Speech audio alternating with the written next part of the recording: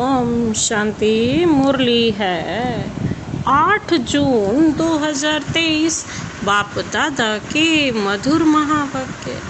मीठे बच्चे, जैसे बाप को सभी पर तरस आता है, नफरत नहीं आती, ऐसे तुम बच्चे भी किसी से नफरत मत करो, रहम दिल बनो। आज का प्रश्न है, रहम दिल बाप का सारे विश्व के प्रति एक ही प्लान है, वह कौन सा है? बाबा का कौन सा प्लान है जो पूरे विश्व के प्रति एक ही प्लान है? पतितों को पावन बनाने का। बाबा ने उत्तर दिया, सभी मनुष्य आत्माओं को तत्वों सहित पतित से पावन बनाना, मुक्ति और जीवन मुक्ति का वर्षा देना, यह एक ही प्लान बाप का है। तुम बच्चे बाप के मददगार हो, तुम्हें पहले अपने पर रहम करना है, श्रीमत पर चल अपने को पावन बनाना है, फिर सभी को विकारों रूपी गंदगी से निकालने की सेवा करनी है। आज का गीत है, वह कौन आया मेरे मन के द्वारे आज सवेरे सवेरे। ओम शांति। कौन आया? बाप आया। किसके पास आया? बच्चों के पास आया। बच्चे किसके पास आए हैं? बाप कहते हैं मेरे पास। अब तुम सम्मुख बैठे हो, जानते हो बाप बहुत रहम दिल है। बाप जानते हैं कि इन हमारे बच्चों को माया ने बहुत दुखी पतित किया है। यह बच्चे नहीं जानते, बाप जानते हैं तो बाप को तरस पड़ता है ना, नफरत नहीं आएगी। बाप कहते हैं मैंने तुमको सुख के संबंध में भेजा था। 5000 वर्ष की बात है, फिर ड्रामानुसार माया ने तुमको दुखी किया। पहले तुम सतो प्रधान थे, फिर रजो तमो में आए हो, यह मैं जानता हूँ। तुम मेरे बच्चे हो, मुझे ही आना होता है तुम बच्चों को पावन बनाने, राज्य भाग्य देने। बच्चे भी समझते हैं बरोबर बाप आया है। प्रेम का सागर शांति का सागर है, हमको सुख शांति की दुनिया में ले जाते हैं। बाप जानते हैं यह माया ही सबका बड़े ते बड़ा दुश्मन है, इसलिए मैं आया हूँ। परंतु हूँ मैं विचित्र, इसलिए मुझे पहचानते नहीं। आगे समझते थे कि श्री कृष्ण ने आकर राजयोग सिखाया, स्वर्ग का मालिक बनाया था, परंतु कब और कैसे बनाया यह नहीं जानते। अभी बाप को बहुत रहम आता है, क्योंकि जानते हैं बच्चे माया अर्थात 5 भूतों के वश हो पड़े हैं। बच्चे किसके वश में हैं? माया के परवश हैं। उनको अब लिबरेट करता हूँ, उनको इस सारे उनसे दुखों से छुड़ाता हूँ। बाप कहते हैं बच्चे अब मेरे कारण 22 भारत अथवा सारे यूनिवर्स के कारण तुम मेरी मत पर चलो, सिर्फ मुझे याद करो और रहम दिल भी बनो। जैसे बाप रहम दिल है, वैसे बच्चे भी रहम दिल बने। सबको बाप का परिचय दो। जज लोग भी गॉड का कसम उठवाते हैं, परंतु क्यों? यह कोई नहीं जानते गॉड है कौन, सिर्फ गॉड कह देते हैं। फादर शब्द भी है, जब कसम उठवाते हैं तो उनको समझ में ही नहीं आता है। वह कह देते हैं गॉड फादर का कसम उठाओ, परंतु फादर को तो जानते ही नहीं। अब तुम बच्चे जानते हो, वह गॉड फादर है। कसम उठाते हैं क्योंकि समझते हैं अगर हम कुछ उल्टा कर्म करेंगे तो बाप सजा देंगे। जैसे घर में बच्चे उल्टा काम करते हैं तो उनको डर रहता है बाप थप्पड़ ना मारे, वह कसम गॉड का उठवाते हैं, परंतु जानते नहीं कि गॉड कौन है। कैसे सजा देंगे? क्रिश्चियन लोग बाइबल उठाएंगे, कोई गीता उठाएंगे, समझते हैं गीता का भगवान तो श्री कृष्ण था। यही तो गलती कर दी, बच्चे का नाम डाल दिया भगवान की जगह पर। तो श्री कृष्ण को सामने रख क्षमा मांगते हैं, समझते हैं अगर हम झूठ बोलेंगे तो वह दंड देंगे। अब ट्रुथ तो बाप को कहेंगे ना, क्राइस्ट को सारी दुनिया ट्रुथ नहीं कहती। सदा ट्रुथ तो है गॉड फादर, परंतु उसको जानते नहीं।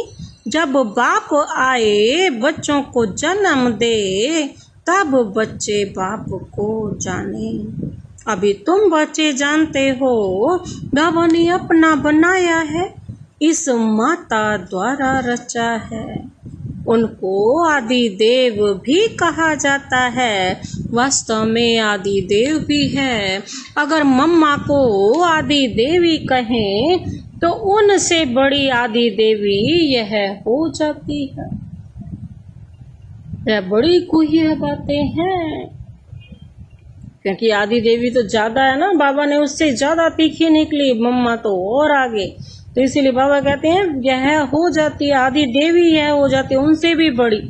जो विशाल बुद्धि है वही इन बातों को समझ सकते हैं। कहते भी हैं बाप पतित को पावन बनाने वाला है और कोई इस दुनिया को पावन बनाने वाला नहीं है। अच्छा, पावन दुनिया कौन सी है? पूछो लोगों से, पावन दुनिया कौन सी है? क्या मुक्ति को पावन दुनिया कहेंगे या जीवन मुक्ति को पावन दुनिया कहेंगे? अब मुक्ति और जीवन मुक्ति का भी अंतर पता होना चाहिए। मुक्ति तो सबकी होनी है, सबको बाबा ने परम धाम ले जाना है, निर्वाण धाम ले जाना है। लेकिन जीवन मुक्ति तो सतयुग में ही होगी, जो स्वेच्छा से हम अपने शरीर को छोड़ेंगे। यह कोई जानते नहीं, गाते तो बहुत हैं। उन्हों की बुद्धि में सिर्फ यह है कि परमात्मा आता है, परंतु उनका रूप आदि नहीं जानते। फिर कहते हैं सर्वव्यापी है। सबसे बड़ी गलानी, सबसे बड़ी गाली। बाप तो बहुत रहम दिल है, प्यार का सागर है, तो बच्चों को भी रहम करना चाहिए, प्यार करना चाहिए। बाप बहुत रहम करते हैं, उनको कहा जाता है मर्सीफुल। बाप कहते हैं तत्वों सहित सारी सृष्टि पर मैं मर्सीफुल हूँ, नॉलेजफुल हूँ, प्यार में भी फुल हूँ, बहुत प्यार बनाता हूँ। जैसे श्री कृष्ण कितना प्यारा है, उनके घराने में सब प्यारे हैं। वास्तव में डिनाइस्टी हमेशा राजा की कही जाती है। किंग एडवर्ड की राजाई कहेंगे, प्रिंस ऑफ वेल्स की नहीं कहेंगे। प्रिंस फिर किंग हो जाता है, तो यह भी ऐसे है। क्रिश्चियन का कनेक्शन श्री कृष्ण की राजधानी से बहुत है। वह क्रिश्चियन लोग श्री कृष्ण की राजधानी से बहुत कमाते हैं। पहले श्री कृष्ण की राजधानी को अपने हाथ में ले लेते, फिर देते हैं। श्री कृष्ण की कहें अथवा लक्ष्मी नारायण की राजधानी थी ना, किसकी राजधानी थी? लक्ष्मी नारायण। गद्दी पर तो लक्ष्मी नारायण ही बैठे थे। बचपन में वो श्री कृष्ण थे ना, युवा तक। अब वे कृष्ण श्री कृष्ण को विश्व की राजधानी दे देंगे। कितना वंडरफुल राज है। अब वो ही श्री कृष्ण की राजधानी को मदद भी दे रहे हैं। आखिरीन सारी राजधानी श्री कृष्ण को दे जाते हैं, इसलिए श्री कृष्ण के मुख में मक्खन दिया है, क्योंकि सतयुग से पहले ही श्री कृष्ण का जन्म हो जाता है ना। और श्री कृष्ण के मुख में ही सारा गोला है ना, ब्रह्मा बाबा के ही मुख में ही सारा ज्ञान का गोला है। मक्खन तो उन्होंने लिया ना, ज्ञान का पूरा धारणा तो उन्होंने की और हम बच्चों ने की। तो कहते हैं ना, कहा भी है, दो बंदर आपस में लड़ते हैं तो माखन श्री कृष्ण को मिल जाता है। भाई नहीं लड़ते हैं, बंदर लड़ते हैं। 5 विकार भी बंदर में मशहूर हैं। अभी तुम श्री कृष्ण की डिनाइस्टी बना रहे हो। विश्व के मालिक पने का माखन तुमको मिलता है। लेन देन का अथवा कर्मों का हिसाब किताब कैसा है? कृष्ण के भी कर्म देखो, राजधानी लेकर फिर वापस देना है। आपस में कितना लड़ते हैं। राजाई का मक्खन फिर भी तुमको मिलना है। तुम प्रिंस प्रिंसेस बन जाते हो। तुम बच्चों को भी बड़ा रहम दिल प्यार का सागर बनना है, नफरत नहीं लानी है। दुनिया में तो 1-2 के लिए नफरत रखते हैं, यथा राजा रानी तथा प्रजा। नंबर 1 नफरत रखते हैं, आपस में लड़ेंगे मरेंगे। बाप बहुत अच्छी रीति समझाते हैं, इसमें घृणा की कोई बात नहीं। यह तो ड्रामा बना हुआ है। हर एक मनुष्य अपने को नीच पापी कहते हैं। मंदिरों में जाकर अपने ऊपर नफरत करते हैं। महात्मा को पवित्र समझ उनके चरणों में गिरते हैं। आप पावन हो, हम पतित हैं। इन सब बातों को तो बाप ही जानते हैं। मनुष्य गॉड फादर के नाम पर कसम उठवाते हैं, लेकिन वह भी झूठा कसम हो जाता, क्योंकि गॉड फादर को जानते नहीं। अगर गॉड फादर कहे कसम उठाएं तो बुद्धि में आए कि उनसे तो हमको वर्षा मिलना चाहिए। स्वर्ग क्या होता है यह किसको पता नहीं है। अरे तुम तो कहते हो फलाना मरा, स्वर्गवासी हुआ तो कहाँ गया, कुछ भी समझते नहीं। बाप को कोई के लिए भी नफरत नहीं है, सबके लिए प्यार है। अभी तुम बच्चे सम्मुख हो, बच्चों को खास बाकी जनरल समझाते हैं। तुम बच्चों को पढ़ाकर जीवन मुक्ति देता हूँ और सबको मुक्ति धाम में ले जाते हैं। बाप तो हम बच्चों को ही सिर्फ जीवन मुक्ति देते हैं। पूरी 150 वर्ष की आयु पूरी होने पर हम अपना शरीर छोड़ दूसरा लेते हैं। ये है जीवन मुक्ति। मेरा सब पर प्यार है। उस गवर्नमेंट के तो अनेक प्लान्स बनते रहते हैं। बाबा कहते हैं मेरा तो एक ही प्लान है, पतित मनुष्यों को पावन देवी देवता बनाना। मनुष्य कहते भी हैं पतित पावन आओ, फिर उनको ना जानने के कारण कह देते हम ही पतित पावन हैं। तो बाप समझाते हैं पहले तो बड़े ते बड़े चीफ जस्टिस की सर्विस करो। उन्हें समझाना चाहिए आत्मा का बाप तो एक है। उनका कसम तुम क्यों उठवाते हो? कसम उठवाते हैं ना, वो कहते हैं बाप तो सबका एक ही है। क्या कसम उठाने समय श्री कृष्ण याद आता है? क्रिश्चियन से पूछो, कि क्राइस्ट याद आता है या गॉड फादर? जानते हो कि पाप करेंगे तो दंड तो भोगना पड़ेगा, परंतु बाप दंड कभी नहीं देता। वह करण करावनहार है, धर्मराज द्वारा सजा दिलाते हैं। गॉड तो मोस्ट बिलवेड बाप है। वह झूठे कलंक लगाते हैं कि बाप ही सुख दुख देते हैं, तो क्या बेरहम है। गाते भी हैं मर्सीफुल, बाप तो रहम है। बाप कहते हैं मैं कैसे बेरहमी करूँगा, माया ने तुम्हारे पर बेरहमी की है।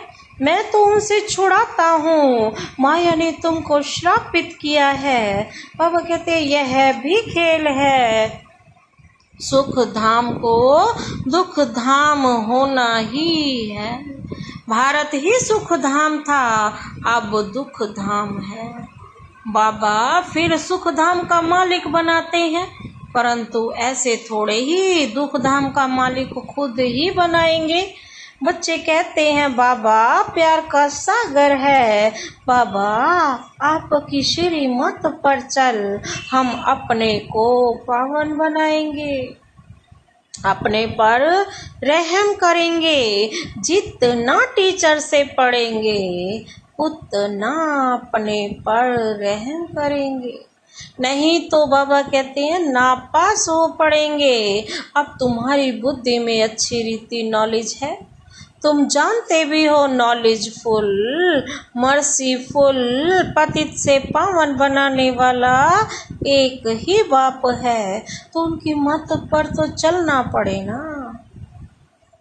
अपनी मत माना रावण की मत, श्री मत पर ना चल। अपनी मत पर या किसी मनुष्य की मत पर चलते हैं तो धोखा खा लेते। श्री मत पर कदम कदम चलें तो बाबा कहते हैं बेड़ा पार।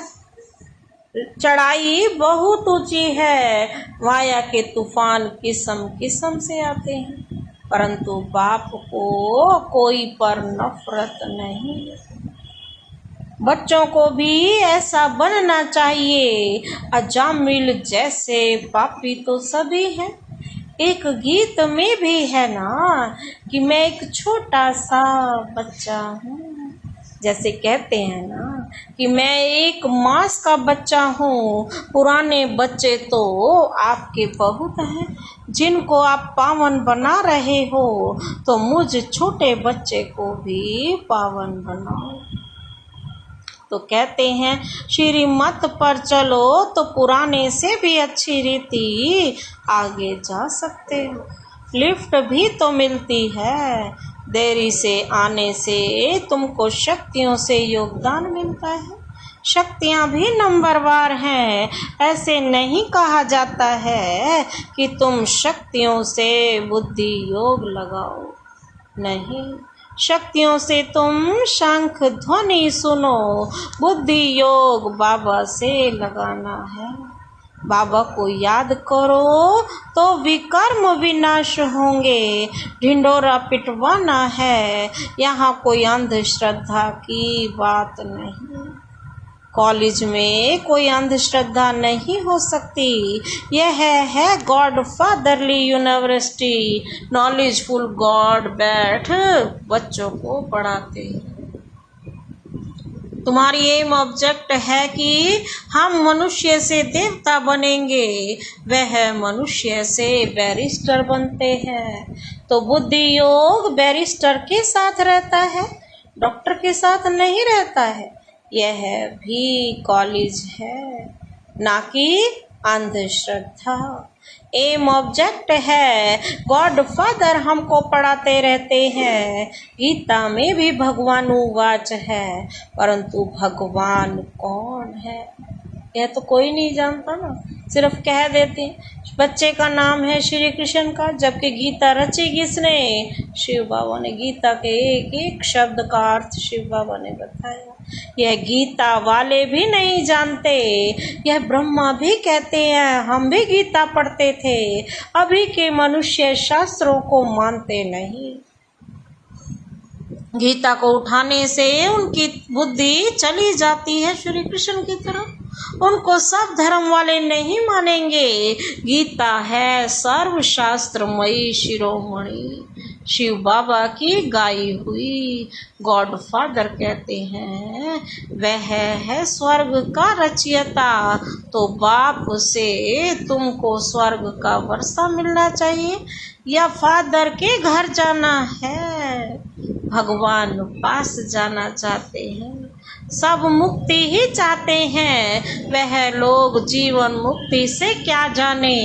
बाप कहते हैं मैं तो पढ़ाता हूँ, मैं फिर सर्वव्यापी कैसे होऊंगा? पढ़ाने वाला तो सामने होगा ना। तो बाबा कहते हैं वो सर्वव्यापी कैसे हो सकता है? सर्वव्यापी कहने से मुख ही मीठा नहीं होता।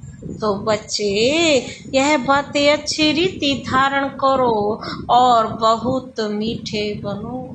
कोई से नफरत नहीं करनी चाहिए। सर्जन लोग होते हैं, किसको कैसी भी गंदी बीमारी होती है तो भी उनको तरस पड़ता है और शफा देते हैं, इलाज करते हैं। उनका यह कर्म भोग है। बाप कहते हैं माया की प्रवेशता होने से मनुष्यों में विकर्म ही होते हैं और पतित बन जाते हैं।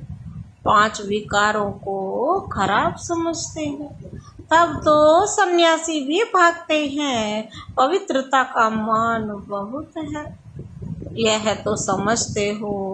हम पहले देवताओं को नमन करते हैं, पीछे सन्यासियों को किया है, क्योंकि वे भी पावन बनते हैं। अच्छा, मीठे मीठे सिकिलदे बच्चों प्रति माता पिता बाप दादा का याद प्यार और गुड मॉर्निंग। रूहानी बाप की रूहानी बच्चों को नमस्ते। हम रूहानी बच्चों की रूहानी बाप दादा को नमस्ते नमस्ते, गुड मॉर्निंग। शुक्रिया बाबा, शुक्रिया। धारणा के लिए मुख्य सार है, पहला पॉइंट है अच्छी रीति पढ़ाकर श्रीमत पर चल, पावन बन, अपने आप पर रहम करना है, कभी भी बेरहमी नहीं बनना है, किसी से भी नफरत व घृणा नहीं करनी है, बाप समान प्यार का सागर बनना है।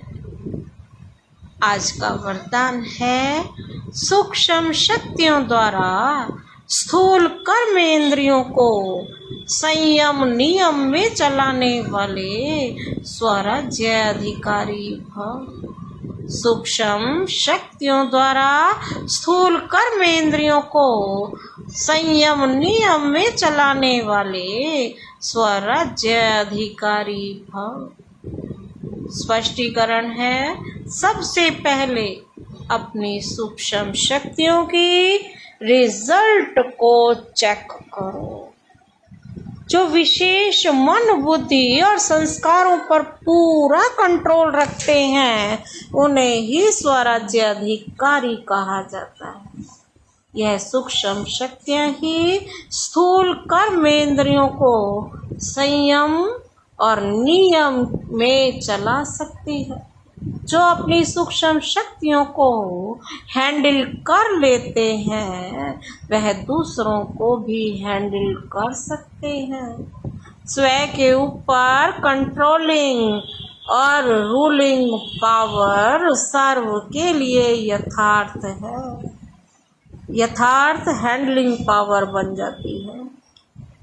कंट्रोलिंग पावर और रूलिंग पावर से भी ऊपर हैंडलिंग पावर बन जाती है। आज का स्लोगन है, जिनके साथ 1000 भुजाओं वाला बाप है वे कभी दिल शिकस्त नहीं हो सकते। जिनके साथ 1000 भुजाओं वाला बाप है वे कभी दिल शिकस्त नहीं हो सकते। अच्छा, ओम शांति।